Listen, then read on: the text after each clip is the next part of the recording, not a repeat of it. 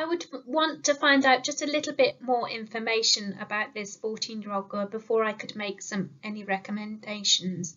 So as she has a history of mild asthma, I would just want to find out whether her symptoms are any worse and whether it's well controlled. With regard to her throat, are there any white patches or pus? And also thinking about the request for the aspirin. So as she's under the age of 16, we shouldn't really be recommending aspirin. Having said that, if she gargles with aspirin and then spits it out, that may be an alternative. I think first line it's best to go with paracetamol or maybe a throat lozenge. We can't recommend ibuprofen as non-steroid or anti-inflammatory drugs such as ibuprofen can exacerbate asthma. Any treatment that we recommend, if there is no improvement after 1 week, then we should advise going to see the GP. We are now going to move on to cough. So a cough is a reflex action that helps to remove fluid and mucus from the airways. So it's a protective reflex action. The majority of coughs that present in a community pharmacy are caused by viral upper respiratory tract infections, and they can either be productive or non-productive. A non-productive or unproductive cough is a dry, tickly, tight cough and is due to the irritation of the airways, whereas a productive cough is a chesty, loose cough, which is due to oversecretion of mucus. An acute cough is defined as a cough persisting for less than 3 weeks and is usually self-limiting and caused by viral infections, sometimes bacterial infections or inhalation of a foreign irritant. A subacute cough is defined as a cough lasting for 3 to 8 weeks and a chronic cough longer than 8 weeks. So when going through our WAM questioning, is there anything in particular that we need to check for with regards coughs? With the symptoms, what type of cough is it? Is it a dry, tickly, tight cough, or is it a chesty, loose cough? Are they aware of any allergies? Are they a smoker? And obviously we need to bear in mind again COVID symptoms. Is there any change in taste or smell, and is there a high temperature? How long have they had the cough? Has it been days, weeks, months, and did anything else coincide with the start of the cough? Have they tried any medication? And are they taking any medication for any other medical conditions or from the pharmacy, or whether they bought something from the supermarket? Also double check about medical conditions. So those with heart disease, lung disease, kidney, liver disease, diabetes, or who are on immunosuppression are more prone to complications. And there are some medications such as ACE inhibitors that can cause a cough. Looking at our differential diagnosis for somebody with cough, could it be asthma or COPD? Generally, you tend to get a cough that is worse at night or first thing in the morning. Is it a chronic cough, so been going on for some time, and is there any shortness of breath or is there any wheezing? Could it be a cardiovascular problem? So in heart failure, you get a build-up of fluid which can build up around the lungs, and that can cause a cough and shortness of breath. Could it be TB? Is there any blood in the sputum if they're coughing up any sputum? It could be something like lung cancer. Smoking, a cough may initially become worse when smoking, so check if there is any change in a cough. And postnasal drip. So this is when people with sinusitis can get snot sort of dripping down the back of their throat, which can cause a cough.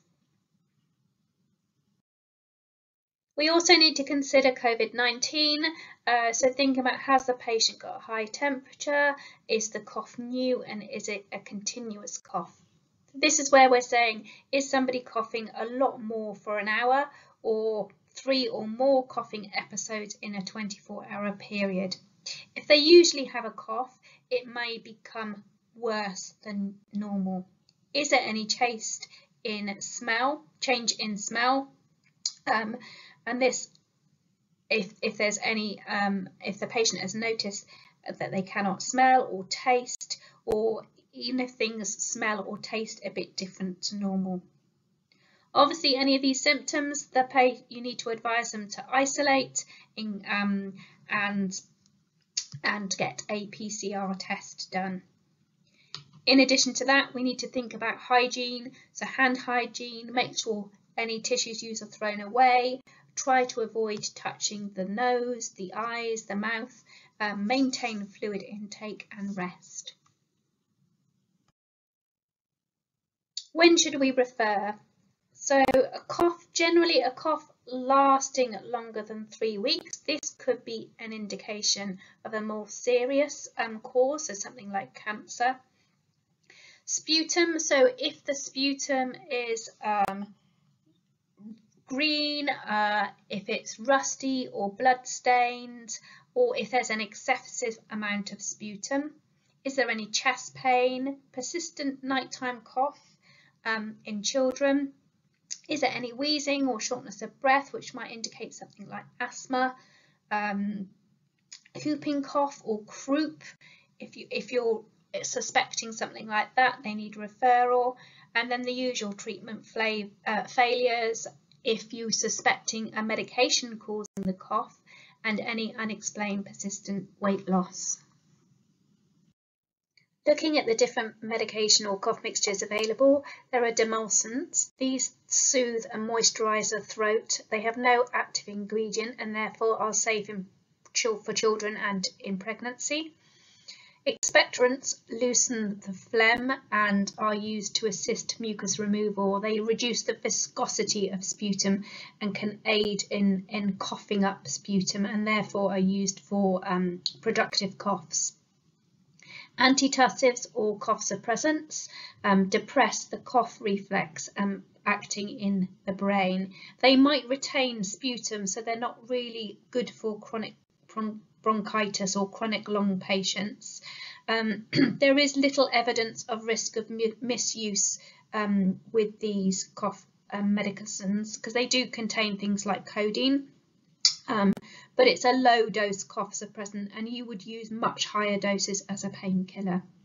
If it's used for a chesty or productive cough, secretions can get drier and therefore more difficult to get out, and that does put then at the risk of an infection. Antihistamines are